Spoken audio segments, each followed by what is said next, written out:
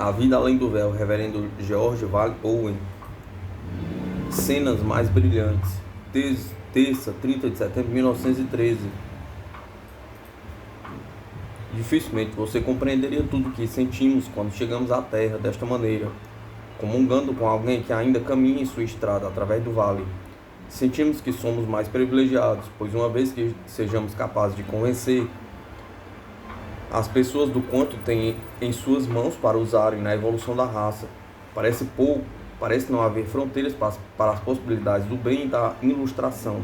Apesar disso, somos capazes de fazer pouco e devemos ficar felizes, até que outros venham cooperar conosco, como você fez, sem medo, sabendo que nenhum mal pode sobrevir àquele que amam a Deus e servem-no por seu Filho, nosso Redentor, para ajudar aqueles que ainda duvidam de nós e de nossa mensagem e missão. Deixe-me dizer que não saímos de nossas lindas casas para descer para as brumas que envolvem a terra por nada. Temos uma missão e um trabalho em curso, e alguém deve cumpri-la, e nos alegramos por fazê-la. Há pouco tempo atrás, se usarmos a linguagem da terra, fomos mandados a uma região onde as águas eram captadas num grande lago ou bacia, e em torno do lago, a alguma distância de cada lado, foram erguidos alguns prédios enormes com torres. Eles eram de arquitetura e projetos variados, e não eram construídos com apenas um material. Jardins espaçosos e bosques circundavam-nos, alguns deles de milhas de extensão e plenos de lindas flora e fauna, a maioria com espécies conhecidas na terra, mas também com o que seria um estranho a vocês agora, apesar de que acho que uma parte deles já viveu um dia na terra. Isso são detalhes. O que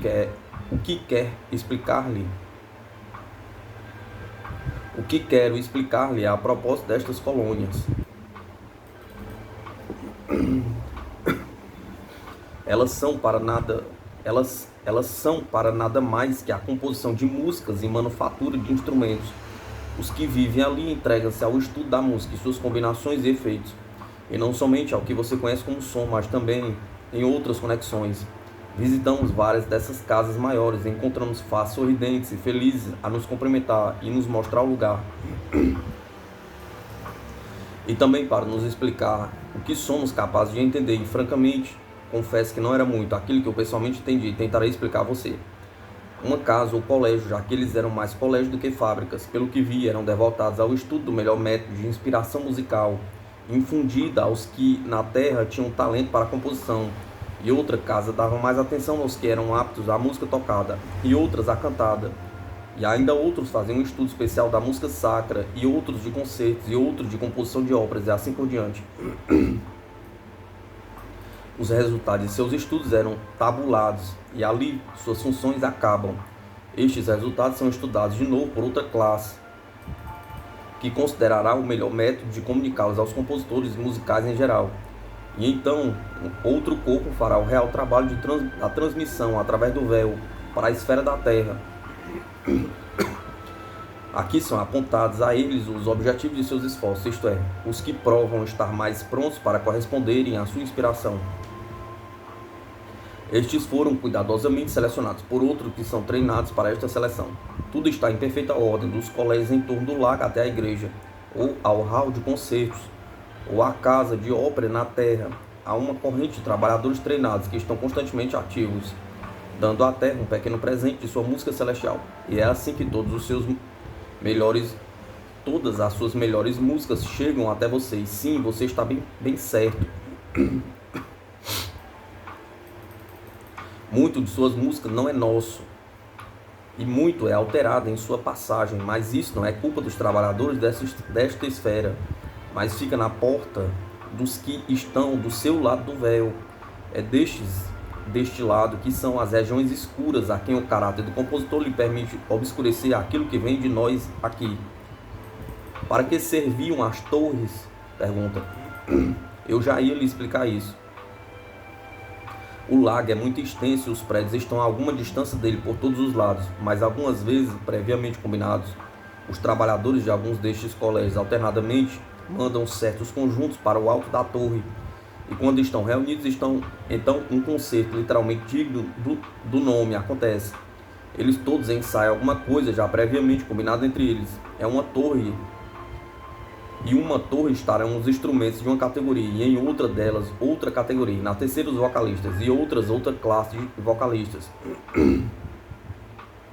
Pois há muitos tipos, não somente 4, como é usual a vocês, mas muitos tons de vozes.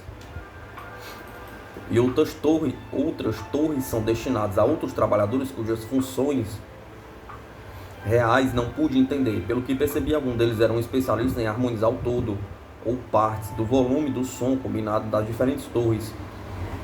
Mas quero continuar na descrição do fato em si, o concerto ou festival, ou seja lá o nome que queira dar. Fomos levados a uma ilha no meio.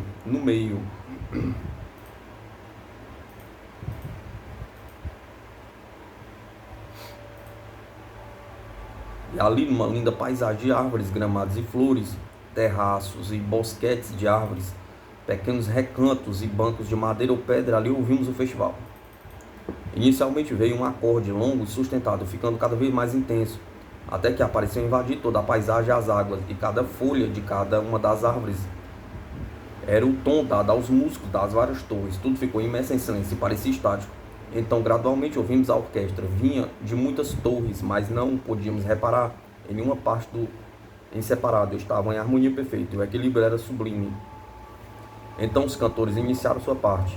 Nem vou tentar descrever esta música das esferas celestiais na linguagem terrena, mas posso talvez ser capaz de dar-lhe alguma ideia do efeito. Resumidamente, tudo se faz mais pleno de amor, não só de beleza, mas de amor também, pois há uma diferença entre estas duas palavras, conforme as uso aqui. Todas as nossas faces tomarão uma expressão e matiz de um amor maior, e as árvores ficaram com as cores mais profundas, e a atmosfera lentamente ficou como num vapor de tonalidades, como um arco-íris, mas este vapor nada escondia, em vez disso parecia aproximar tudo. A água refletida as tonalidades de arco-íris em nossa roupagem também intensificou-se em suas cores. Além disso, os animais e os pássaros sobre nós correspondiam. Lembro-me especialmente de um pássaro branco. Suas peninhas leitosas ficaram cada vez mais brilhantes, e quando o vi pela última vez, antes que voasse para um cantinho, brilhava como ouro cintilante, como uma luz transparecente ou fogo. Então, quando esta neblina esvaneceu vagarosamente, todos nós e tudo voltamos ao normal mais uma vez. Mas o efeito pendurou. Se eu pudesse dar um nome a ele, eu diria paz. Esta então é uma pequena experiência que tive na Casa da Música. Aquilo que ouvimos será novamente discutido de novo por conselho de pessoas experientes, um pouquinho alterando aqui, um pouquinho alterando ali. E então será dado um uso àquela peça, talvez em algum recital de ação de graça por aqui, ou alguma recepção de espíritos chegados da vida terrestre, ou alguma outra função. A música entra em muitas fases de nossa vida aqui, e na verdade tudo parece música nestas esferas de luz. Música de cores misturadas e beleza, tudo exalando amor entre todos. E a Ele que nos ama de uma forma que não somos capazes de amar, mas se o amor nos leva adiante conforme seguimos, Ele está em tudo, em torno de nós, e devemos inspirá-lo na respiração, assim como a beleza de sua presença. Não temos outra escolha, já que Ele é tudo, em tudo, por aqui. E amar traz um deleite que só entenderá quando estiver em onde estamos, e ouvir o que ouvimos, e tiver visto a beleza de sua presença, suspirando e cintilando em tudo em volta e atrás, quando aprendemos um pouquinho mais de seu amor. Seja forte, viva a valente vida, já que no final valerá a pena, conforme já soubemos. Boa noite, querido rapaz. Lembre-se que algumas vezes durante o seu sono nós poderemos fazer-lhe lembrar, nem que seja um leve eco daquela música pelo seu ambiente espiritual, e não ficará sem o efeito da sensação de sua mente em seu dia seguinte, na vida e no trabalho. Quarta-feira, 1º de outubro de 1913. O que dissemos na última noite relativo à Casa da Música foi apenas um esboço de tudo que ouvimos e vimos, e fomos apenas em partes da localidade. Fomos informados, entretanto, de que tem uma extensão maior do que imaginávamos naquela ocasião, e estende-se diante do lago até as montanhas que cortam a planície onde está o lago. Nestas montanhas há outros colégios, tudo interligado com aqueles que vimos através de uma telefonia sem fio. E continuamente há um trabalho em cooperativa. Em nosso caminho de volta às nossas casas, voltamos-nos para observar outra novidade. Era uma plantação de árvores muito grande, dentre elas foram construída uma outra torre, não uma simples coluna, mas uma série de salões e saguões com pináculos, torres e cúpulas de variadas colorações. Tudo isso estava em um edifício apenas, que era muito alto e espaçoso. Foi-nos mostrado com muita cortesia e bondade por um habitante dali. E a primeira coisa que nos chamou a atenção foi o aspecto curioso das paredes. O que havia de lado de fora, que parecia opaco, do lado de dentro era translúcido. E conforme andamos de aposento a aposento, de saguão em saguão, percebemos que a luz que havia em cada um era levemente diferente do matiz do anterior, não de uma cor diferente, já que a variação não era tão marcante, porém apenas uma suave nuance mais profunda ou mais iluminada. Na maior parte dos compartimentos menores, a luz era de um matiz definido e delicado. Mas de vez em quando, depois de passar por um conjunto completo de compartimentos, chegávamos a um enorme saguão e nele as colorações das salas em torno agregavam-se ali. Não estou certa de se estou exatamente correta ao dizer que todos aqueles laboratórios menores apenas emanavam uma coloração, mas conto-lhe tão próximo quanto possível do que me lembro. Foi tanta coisa que vimos que é difícil separar em detalhes. E foi a primeira visita. Foi a minha primeira visita, por isso não me permito nada mais que uma real descrição do plano geral.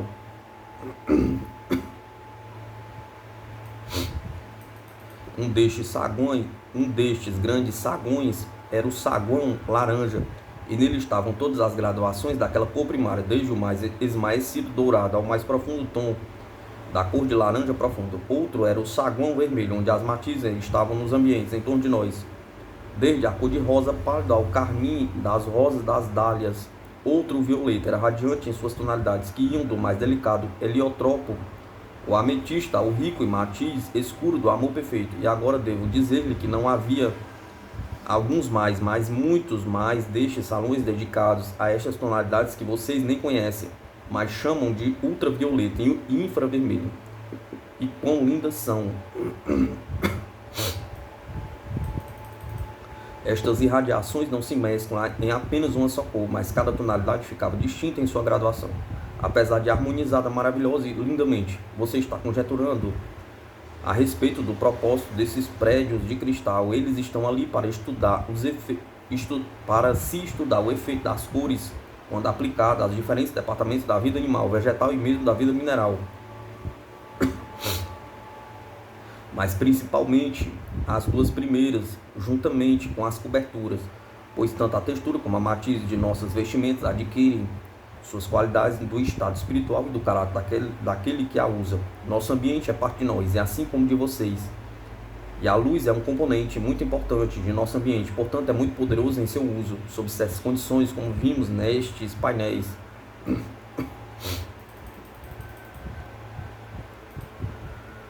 Diz-me que os resultados destes estudos são levados aos que são encarregados das árvores e outras partes da vida vegetal da Terra e de outros planetas. Mas há outros resultados que são de tipo refinado demais para tais explicações no ambiente como um todo, na Terra e em outro planeta. Por isso, claro, somente uma parte muito pequena destes estudos são enviados para vocês. Sinto só poder falar muito pouco, mas em parte por causa destas mesmas limitações, em parte porque é muito científico e fora do meu alcance. Mas posso acrescentar isso, que perguntei enquanto estive lá. Eles não agrupam as cores primárias em um salão naquela colônia, não sei o porquê. Pode ser como pensam alguns amigos meus que entendem destes assuntos mais do que eu, que a força gerada por tal combinação seria coletivamente tremenda demais para aquele prédio e requereria uma construção especial, e esta provavelmente alguma montanha distante. Se fosse possível, disseram eles, pois nenhuma vegetação cresceria num raio de uma longa distância dali. Disseram ainda que eles duvidavam que pessoas do grau em que nos encontrávamos em que nos encontramos pudessem controlar com segurança as forças que seriam geradas deste modo. Eles acham que para isso é necessário que sejam pessoas de grau e hierarquia mais elevados, mais longe daqui, ou em outra esfera mais alta, pode ser. E provavelmente é o lugar onde isso é realizado e o lugar está em contato com o que vimos, julgando pela forma que as coisas são ordenadas aqui. Isso é quase certeza. Deixamos a colônia ou universidade, como poderia ser chamada, e quando estávamos já a alguma distância da planície, onde poderíamos ver a cúpula central sobre as árvores, nosso guia que tinha vindo conosco para nos encaminhar pediu-nos que parássemos e víssemos uma pequena surpresa de despedida que o diretor havia prometido nos fazer. Observamos e nada vimos, e depois de momentos olhamos para o nosso guia, questionando. Ele sorriu e nos olhou, e nós olhamos de novo. Naquela hora, um do nosso grupo disse: de que cor era a cúpula quando paramos aqui? Alguém disse: acho que era vermelho, mas ninguém tinha certeza. De qualquer forma, estava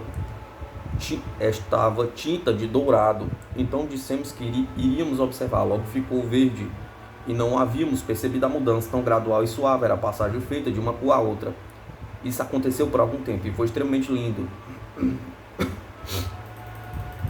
Então, subitamente, a cúpula desapareceu. Nosso guia disse-nos que ainda estava lá, no mesmo lugar. Mas o desaparecimento era um dos fatos que conduziram a que acontecesse, pela combinação de certos elementos da luz dos vários saguões. Então, sobre a cúpula e as árvores, estando a cúpula ainda invisível, aparece um enorme rosa com cor de rosa, que lentamente tornou-se carmim, e por entre todas as suas pétalas apareceram formas de crianças brincando, e homens e mulheres em pé, andando e conversando juntos, belos, lindos e felizes, e faunos, antílopes e pássaros, correndo, voando, deitando entre as pétalas, cujas formas ondulavam como colinas, montes e paisagens. Sobre estas ondulações, as crianças brincavam com os animais, saltitando divertida e alegremente. E então todos eles lentamente desapareceram, e tudo ficou vazio. Mostraram-nos vários destes quadros enquanto estivemos lá. Outro era uma coluna de uma luz que brilhava verticalmente de onde sabíamos que estava a cúpula, e permanecia ereta nos céus. Era de uma luz branca e mais límpida e tão intensa que parecia sólida. Então saiu um raio de um dos saguões e obliquamente alcançou suavemente o lado da coluna. Então veio de outro sagão outro raio, de uma cor diferente, vermelho, azul, verde, violeta, laranja, iluminando sombreado o profundo de todas as cores que você conhece. Algumas que não são conhecidas de vocês, e todas elas foram lançadas sobre a coluna branca, bem no meio do céu. Então vimos as linhas oblíquas de luz tomando forma, e elas lentamente tornaram-se cada uma avenida com casas, edifícios, castelos, palácios, bosques de árvores, templos e todas as variações disto, tudo ao longo dos amplos caminhos. E por eles vieram multidões de pessoas, algumas a pé, algumas a cavalo, e outras conduzindo carruagens. Todos em um raio de luz estavam uma cor única, mas em múltiplas matizes dela. Era maravilhoso vê-los. Eles se aproximaram da coluna e permaneceram a uma pequena distância em torno dela.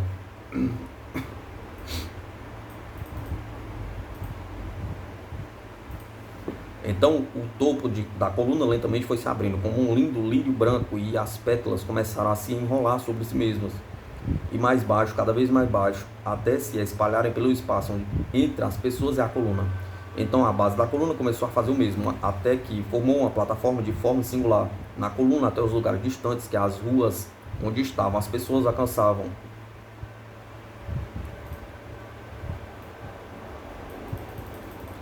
Aí eles puderam mover-se adiante, mas agora mesclaram-se, e seus cavalos e equipamentos, cada um retendo sua própria cor e tonalidade, mas misturados ao resto. Então percebemos que estávamos observando para uma grande multidão de pessoas felizes e amáveis, reunidas como para uma festa ou um festival. Um enorme pavilhão de luzes multicoloridas. Seus matizes estavam agora refletidos contra o teto e o chão, ou o pavimento, e o mais bonito era a irradiação de tudo aquilo. Eles se acomodaram lentamente em grupos, e percebemos que o centro da coluna foi transportado em colunas de um enorme órgão, e entendemos o que devíamos esperar. E tudo começou logo mais. Um grande acorde musical, vocal instrumental. Um grande glória in excelsis. A ele que habita na luz e que é como a escuridão. Um grande glória in excelsis. A ele que habita na luz, que é como escuridão a seus filhos. Da mesma forma que nossa escuridão fica como luz quando ele nos envia um raio do seu poder presente. Porque onipotente é o Rei, cuja luz é vida a seus filhos e cuja glória está refletida na luz que pudermos suportar. Cantavam algo como isso, e então também tudo aquilo sumiu. Eu esperava que eles voltassem sobre seus passos ao longo dos caminhos, mas estes foram retirados e aparentemente não eram mais necessários. Seu tempo estava esgotado, querido filho, assim como pena. Seu tempo está esgotado, querido filho, assim com pena devemos parar, com nosso amor de sempre a você, meu querido, e aos que o amam e aos seus, como os amamos. Deus esteja com você, aquele que é luz e em quem a escuridão não encontra espaço para ficar. Quinta, 2 de outubro de 1913. Digam aos filhos de Israel que eles sigam em frente. Esta é a mensagem que colocaríamos a você agora. Não fique para trás no caminho, porque a luz é projetada ao longo dela para lhe mostrar o caminho, e se mantiver firme em sua fé no Pai de todos e em seu Filho querido, nosso Senhor, não deverá temer desvios. Escrevemos isso por conta de certas dúvidas ainda pendentes em você. Você sente a nossa presença. Sabemos, mas nossas mensagens ganharam tal complexidade que parecem mais contos de fada do que reais.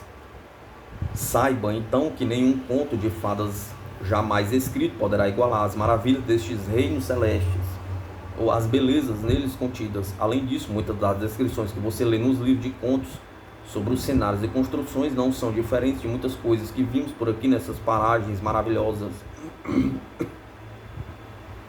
Só podemos aprender muito pouco, mas por este pouco ficamos convencidos de que nada que esteja na imaginação criativa de um homem, enquanto estiver na vida terrena, pode se igualar às glórias que esperam por seu intelecto imaginativo quando ele largar seu corpo terrestre, com suas limitações, e encontrar-se livre sob a luz do mundo espiritual.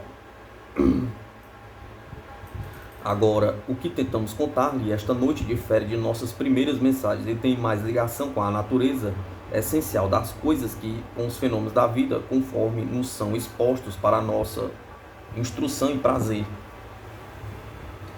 Se um homem pudesse se postar aqui em cima de algum dos picos elevados que povoam esta nossa paisagem, ele teria visões bem estranhas e desconhecidas. Por exemplo, ele provavelmente observaria primeiramente que o ar é límpido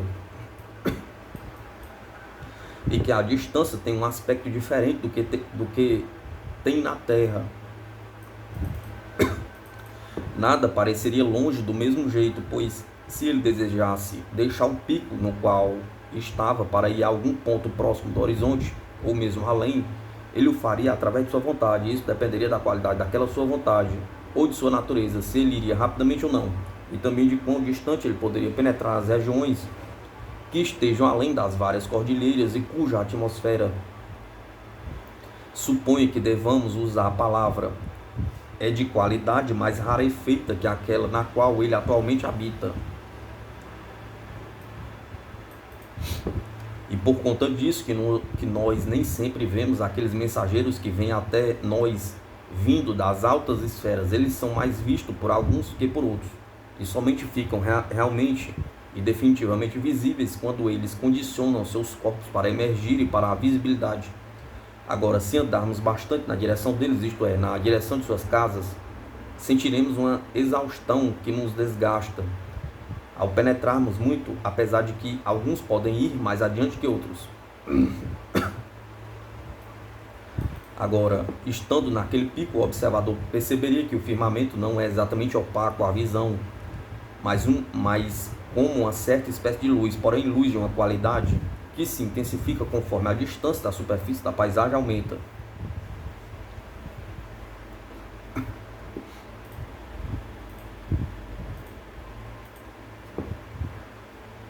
Alguns conseguem ver mais longe que outros, para dentro desta luz, e veem ali seres e cenas acontecendo que outros menos evoluídos não conseguem. Também ele veria em torno dele habitações e edifícios de espécies variadas, alguns dos quais descrevi. Mas para ele, esses prédios não são meramente casas ou locais de trabalho ou colégio. Em cada estrutura ele perceberia nem tanto o caráter dela, mas o caráter dos que a construíram e dos que ali habitam. São permanentes, mas não com a permanência cansativa da terra. Podem ser reformados, modificados e adaptados em suas cores, forma e material, conforme as necessidades requiserem. Elas não precisam ser demolidas para então o material poder ser usado na reconstrução. Lida-se com o material enquanto o edifício está em pé. O tempo não faz efeito em nossas construções. Elas não ficam decrépitas ou decaídas. A sua durabilidade depende simplesmente das vontades de seus donos. E portanto, tanto quanto eles desejem, o prédio ficará em pé e será alterado conforme sua vontade. Outra coisa que notaríamos seria bando de aves vindos de longa distância e indo com precisão perfeita a algum lugar particular. Há pássaros mensageiros treinados na terra, mas não como esses são treinados. Em primeiro lugar, eles jamais são mortos ou atacados. Eles não têm medo de nós. Esses pássaros são um dos meios que usamos para enviar mensagens de uma colônia a outra. Eles não são realmente necessários, já que temos meios mais rápidos e mais adequados de comunicação. Usamos-los mais como uma bela forma de enfeite, da mesma forma que usamos cores e ornamentos a fim de nos embelezarmos algumas vezes. Estes pássaros estão sempre voando e são criaturas queridas e amáveis. Parecem saber qual é a sua obrigação e amam fazer isso. Por aqui há uma lenda que diz que uma vez um destes pássaros, em sua ânsia de sobrepujar seus companheiros, ultrapassou os outros e se projetou na esfera terrestre. Ali ele foi visto por um claro-evidente que o alvejou, e ele ficou tão transtornado, não pelo tiro, mas pela sensação que sentiu, vinda dos pensamentos do homem, que ele percebeu de alguma forma que não estava em seu elemento certo. Então logo percebeu isso e estava aqui de volta. O que ele sentiu vindo do cérebro do homem foi a resolução e o desejo de matar, e apesar de saber que isso era sinistro, quando tentou contar aos seus amigos pássaros, perdeu seu tempo, porque nada disso é conhecido por aqui, e ele não conseguiu descrever. Da mesma forma que uma ave deste reino não poderia descrever sua vida a uma ave da terra. Por isso outras aves disseram que se ele tinha uma história a contar e não conseguia que voltasse e encontrasse o homem e perguntasse a ele qual palavra ele poderia usar. Ele assim fez, e o homem, que era fazendeiro, disse que torta de pombo seria a melhor palavra para descrever a ideia dele. O pássaro retornou, e como eles não puderam traduzir a palavra em sua linguagem ou tirar qualquer significado daquilo, deram uma solução para quando alguém desejasse visitar a Terra no futuro. Deveria colocar-se em guarda até perguntar se estava em sua esfera ou não. A moral dessa história é: mantenha-se em sua própria tarefa, a qual você compreenderá e onde você será entendido por aqueles que também são servos, companheiros seus de trabalho, e não almeje lançar-se demais à frente de onde tem certeza de que é seu chão ou atmosfera, ou pensando que está seguindo em frente. Você pode se encontrar num plano que está abaixo daquele de onde você saiu, e onde os seres mais elevados dali são menos evoluídos, de várias formas, que o mais baixo de seu próprio plano, e muito piores como companhia. Bem, esta é uma pequena história, como um pequeno interlúdio, e servirá para mostrar-lhe que podemos rir aqui e ser sabiamente tolos, e tolamente sábios às vezes, e que não somos muito maduros em algumas coisas desde que deixamos a terra e viemos para cá. Até logo, querido. Mantenha seu coração feliz.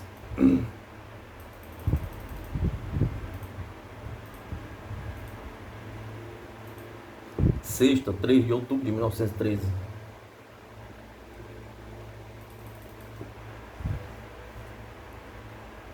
Quando você estiver com qualquer dúvida sobre a veracidade da comunicação espiritual, pense nas mensagens que já recebeu e verá que em tudo que escrevemos Nós mantivemos nelas um propósito bem claro. É o propósito de que podemos ajudá-lo e, através de você, a outros também, a entender como tudo é natural por aqui, sendo maravilhoso. Algumas vezes, quando olhamos para trás, para as nossas vidas na Terra, sentimos um desejo de fazer mais clara a estrada do que ainda estão aí, dos que ainda estão aí, e mais brilhante do que foi a nossa, quando aos nossos pensamentos em direção à vida futura. Nada entendíamos e assim viemos com uma incerteza sobre o que nos aguardava. Muitos, pelo que sabemos, dizem que isso é bom, mas conforme vemos as coisas de nosso atual ponto de vista, não podemos concordar que a incerteza seja boa quando uma meta definitiva deve ser atingida. Segurança, por outro lado, dá decisão e conduz a ações corajosas, e se a nós foi permitido infundir aos peregrinos da terra a certeza da vida e do brilho daqui para aqueles que lutam bem a boa luta, estaremos amplamente contemplados pelas nossas jornadas até aqui, vindos de nossas próprias casas cintilantes em luz. Agora vejamos se podemos passar-lhe algumas poucas palavras sobre as condições que encontramos quando chegamos aqui. As condições, quero dizer, daqueles que chegam aqui pela primeira vez, eles não estão num grau igual de evolução espiritual, claro, e portanto requerem tratamento diferenciado. Muitos, como você sabe, não percebem por algum tempo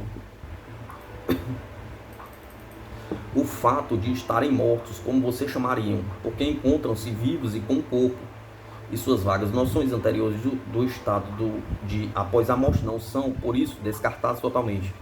A primeira coisa a ser feita com eles, então, é ajudá-los a perceber o fato de que não estão mais na vida terrena, e para isso empregamos vários métodos. Um deles é perguntar-lhes se lembram de algum amigo ou parente que, quando respondem que sim, mas que estes estão mortos, tentamos este encontro para que vejam aquele espírito em particular, que, aparecendo vivo, convenceria o duvidoso de que ele realmente passou para o lado de cá. Mas não é sempre esse o caso, pois as ilusões cravadas são obstinadas. Assim tentamos outro método. Nós o levamos a alguma localidade da terra de que lhe é familiar e mostramos a ele aqueles que ele deixou para trás e a diferença de estado entre ele e os seus. Se isso falhar, fazemos-los reviver as últimas experiências passadas antes da passagem para cá. E lentamente o levamos ao momento em que ele se sentiu sonolento e tentamos unir esse momento com o seu despertar por aqui. Todas estas tentativas frequentemente falham, mais frequentemente que você imagina, já que o caráter é moldado ano após ano e as ideias que concorrem para esta construção tornam-se firmemente imbuídas em seu caráter. Também temos que ser muito cuidadosos para não sobrecarregá-los, pois retardaria sua instrução. Algumas vezes, entretanto, no caso dos que são mais esclarecidos, estes percebem imediatamente que passaram para o mundo espiritual. E então nosso trabalho fica fácil.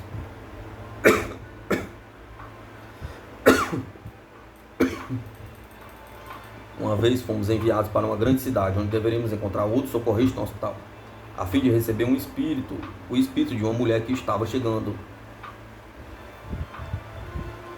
Estes outros estiveram observando durante sua doença e deviam ajudá-la a sair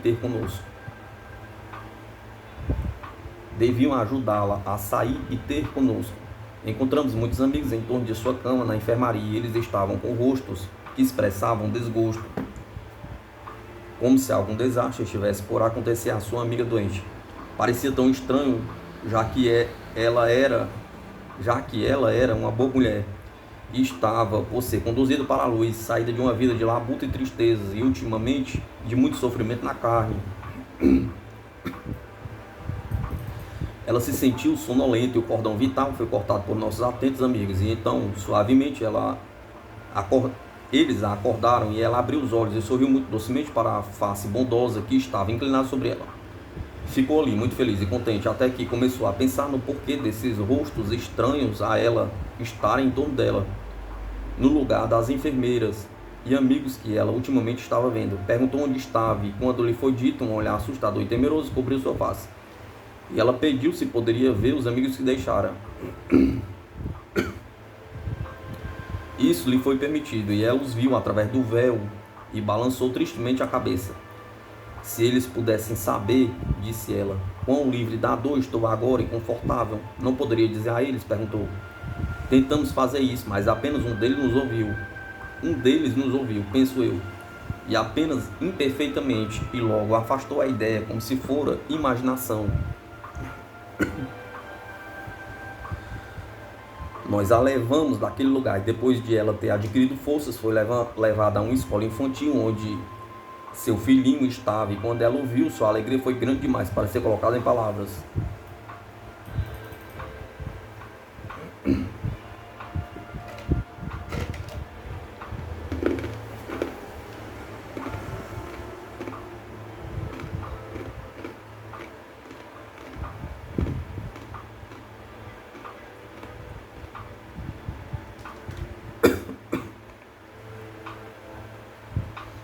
Ele havia passado para cá alguns anos antes e foi posto nesta escola onde vivia desde então. Então a criança passou a ser um instrutor de sua mãe. E esta cena era digna de ser vista. Ele a levou pela escola e pelos campos e mostrou-lhe os diferentes lugares e seus colegas de escola, e todo o tempo sua face brilhava de alegria, assim como a da mãe. Nós a deixamos por um pouco, e então, quando retornamos, encontramos aqueles dois sentados num bosque, e ela estava contando a eles sobre os que haviam deixado para trás, e ele estava dizendo a ela sobre os que vieram para cá antes, e a quem ele encontrara, e de sua vida na escola, e fizemos muito para tirá-la de lá, prometendo-lhe que retornaria logo e sempre para rever seu menino.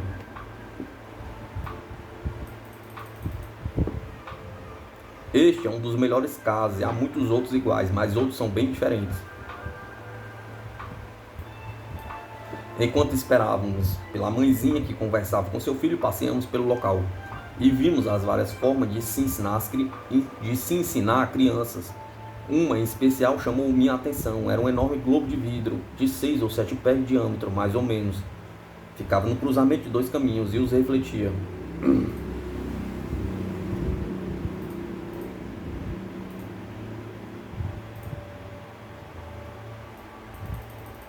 Mas à medida que você olhava dentro dele, podia ver não somente as flores, árvores e plantas que ali cresciam, mas também as diferentes ordens dos quais derivaram em tempos passados. Era muito mais uma aula de botânica adiantada, como as que devem ser dadas na terra e deduzidas das plantas fossilizadas da geologia.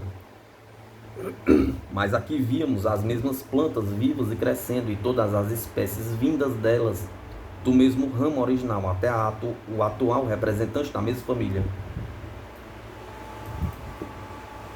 Aprendemos que a tarefa colocada para as crianças era considerar este avanço progressivo nesta planta ou árvore ou flor, crescendo de forma real naquele jardim, refletido naquele globo, e então tentar construir em suas mentes a evolução para adiante das mesmas espécies. Esse é um excelente treino para suas faculdades mentais, mas os resultados são frequentemente divertidos. É o mesmo estudo em que os mais adiantados se empenham em outros departamentos aqui, mas foi proposto por eles uma finalidade prática. Um deles pensou que seria um método útil ajudar as crianças a usarem suas próprias mentes e assim construir a bola para este uso especial. Quando acabam de raciocinar sobre as conclusões deles, eles devem fazer um modelo da planta da forma em que ele aparecerá depois de outro período evolutivo. E alguns desses modelos são temerários, espantosos e tão impossíveis quanto estranhos. Não devo me alongar com você, por isso continuaremos quando puder escrever novamente. Deus o abençoe e aos seus boa noite. Segunda, 6 de outubro de 1913. Bem, querido, você tem uma feliz festa pela ação de graças pela colheita. E estivemos com você, apesar de que não nos viu e esteve ocupado demais para pensar em nós. Amamos vir e estar com seus companheiros de culto ainda encarnados, e também darmos o que podemos de ajuda em seus cultos. Pode surpreendê-lo saber que aqui neste reino de luz nós também De vez em quando fazemos tais reuniões e nos agrupamos em agradecimento ao Pai pela colheita abundante. Fazemos isso para a contemplação da ação de graça de nossos companheiros na terra e também para a nossa salvação, para a nossa elevação. Não temos aqui tais colheitas como as de vocês, mas temos reuniões para rendermos graças por outras bênçãos que são para nós, o que as colheitas são para vocês. Por exemplo, nós agradecemos a Ele pela beleza em torno de nós e todas as glórias de luz e amor que nos sustentam em vigor para nosso trabalho e progresso. Temos ações para rendermos graças por tais bênçãos como estas. Em tais ocasiões, usualmente, nos são dadas algumas manifestações vindas das mais altas esferas. Umas delas vou contar-lhe agora.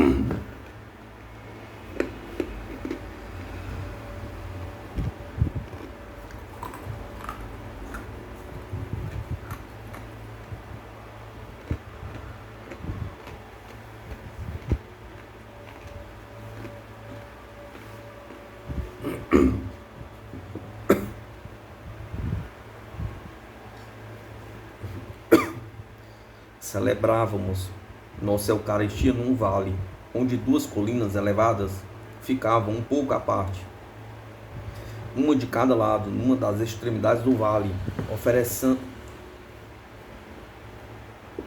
oferecêramos nossas preces e adoração, e estávamos com as cabeças abaixadas, aguardando naquele silêncio de paz que sempre nos preenche por estas ocasiões. Pela palavra de bênção daquele que havia sido o ministrante principal, ele ficou um pouco mais no alto da colina, mas não falava, e ficávamos pensando no porquê. Depois de instantes, todos nós elevamos nossas cabeças lentamente, como se alguém consistisse e nos impelisse através de uma voz interior. E vimos que a colina na qual ele estava foi coberta com uma luz dourada que parecia repousar sobre ela como um véu.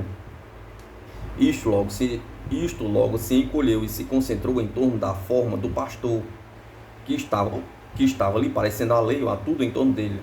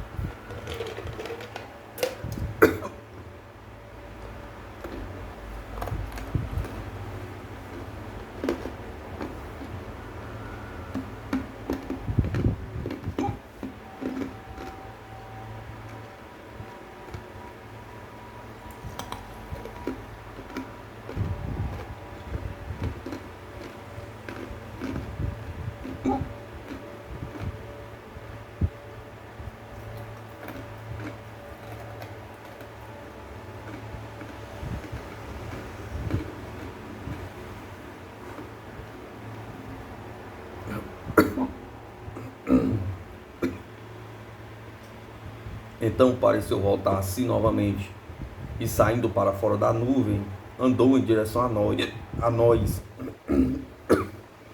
dizendo-nos que deveríamos esperar um pouquinho, até que pudéssemos ver um plano mais alto, de onde certos anjos de lá desceram e estavam presentes.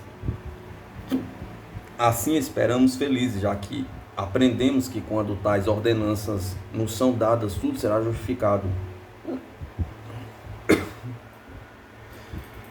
A nuvem então se elevou e espalhou-se sobre o vale, cada vez mais distante, até que cobriu todo o céu sobre nós. E então gradualmente desceu e nos envolveu. E estávamos num mar de luz, muito mais brilhante que a luz de nossa própria esfera. Não ofuscava nossos olhos, já que era suave e doce. Aos poucos pudemos ver mais por causa dela, e então tivemos a visão preparada para nós. As duas colinas no final do vale brilharam como fogo, e cada uma era a lateral ou os braços de um trono, e sob esse trono todas as cores do arco-íris estavam ali, iridescentes, parecendo bastante com a cena que você leu no livro de Isaías e no livro das Revelações. Mas nós não vimos aquele que estava no trono, pelo menos não na forma de um corpo. O que nós vimos foi a manifestação dele em sua paternidade. No terraço que agora era o assento do trono, vimos uma enorme falange de anjos, todos reverentes em adoração a um berço.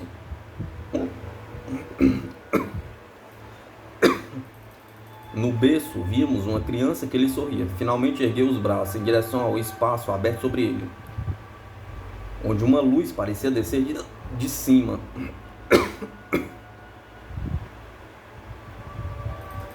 Então um globo desceu de lá para suas mãos, e ele se ergueu e o segurou com a mão esquerda.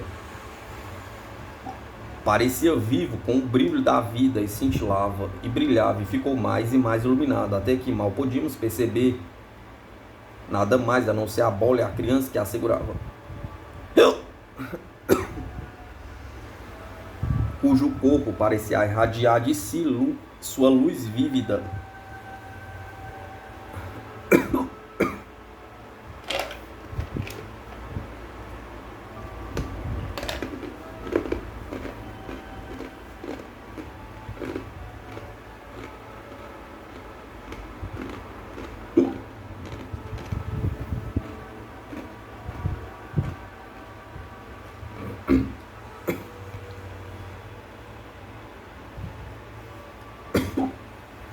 Então ele a tomou em suas duas mãos e a abriu em duas metades e levantou-as, mostrando para nós os círculos abertos.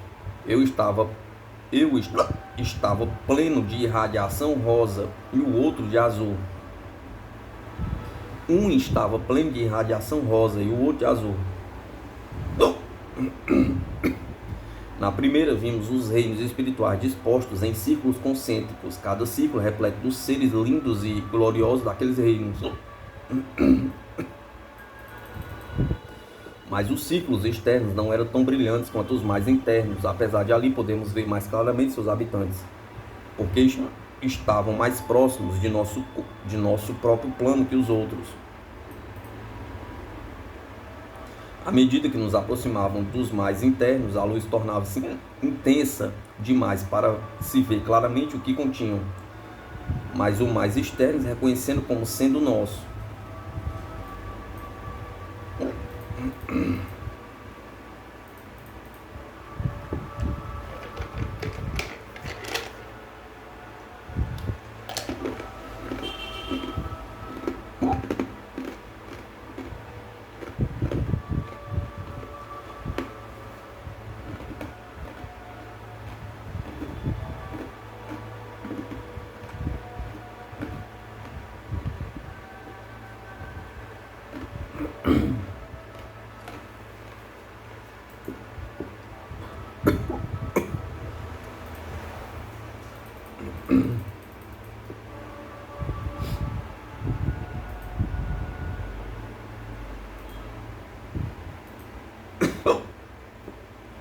A outra bola de luz rosa era diferente, não havia círculos aparentes nele, Mas mesmo assim, em perfeita ordem, vimos todas as diferentes espécies de vida animal e vegetal, na forma que se apresentam nos planetas, inclusive na Terra.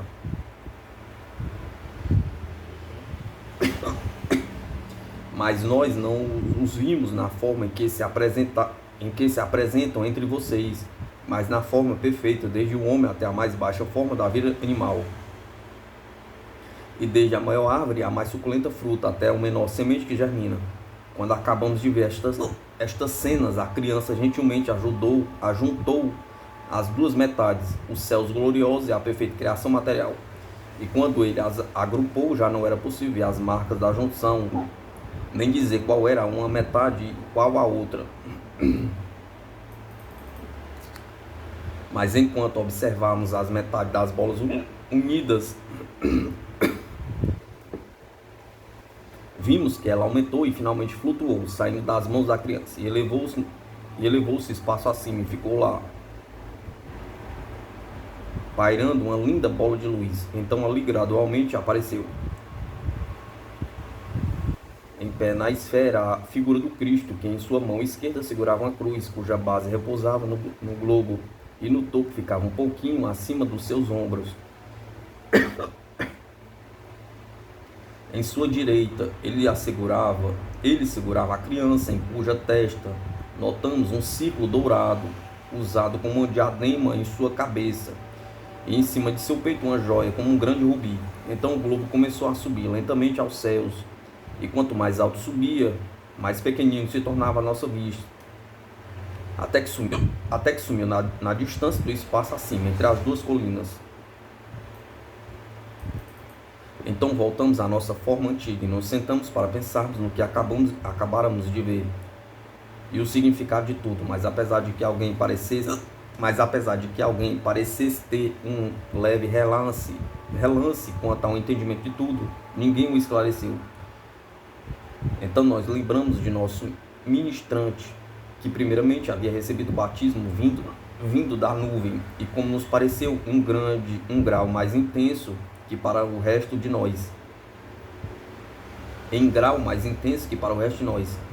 Nós o encontramos sentado ali naquela rocha, com um cálido sorriso em sua face, como se soubesse, viríamos até ele no final, e estava esperando que nos lembrássemos dele. Ele nos convidou a nos sentarmos novamente, e ainda sentados na rocha podíamos vê-lo bem. Falou-nos sobre a visão. Foi-lhe explicando em seus significados mais óbvios, e estes ele era capaz de nos transmitir, levando-nos a pensar em tudo e trabalhar nossas mentes pelo ensinamento mais profundo e elevado.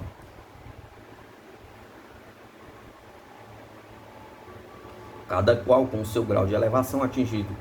Isto é o que usualmente se faz. Percebi quando ensinamentos nos são dados por este caminho.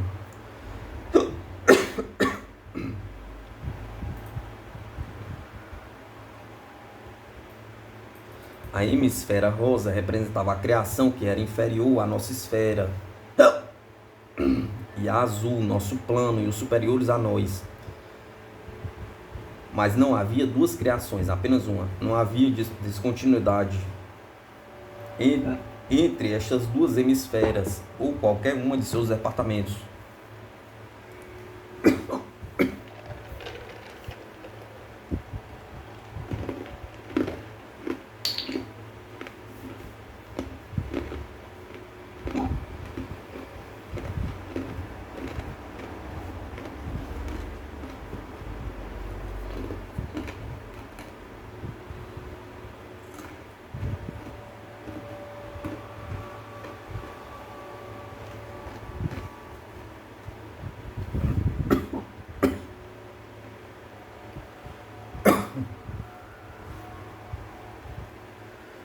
A criança era a representação do começo, progresso e final, a qual não tinha fim, nosso caminho para adiante. O rubi representa o sacrifício, e o diadema a realização. E a ascensão do globo e do Cristo é a criança guiar nossas aparições aos reinos que atualmente estão além de nosso alcance.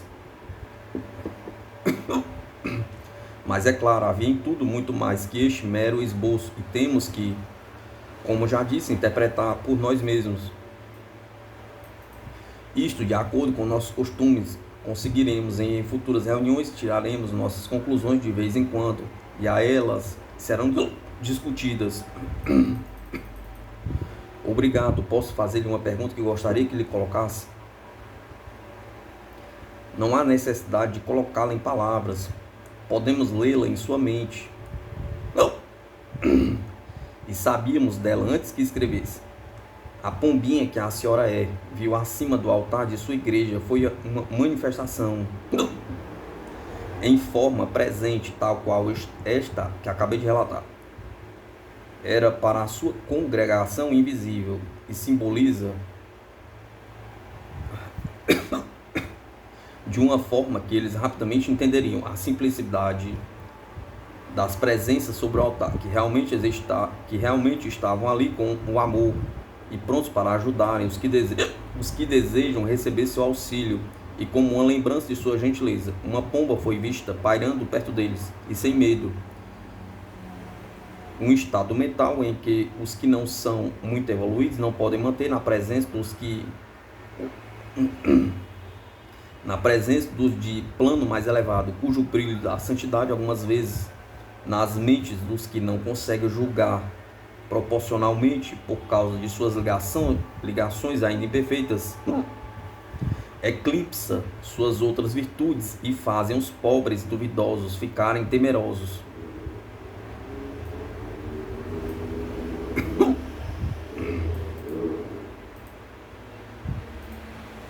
Reverendo George Vale Owen, A Vida Além do Véu.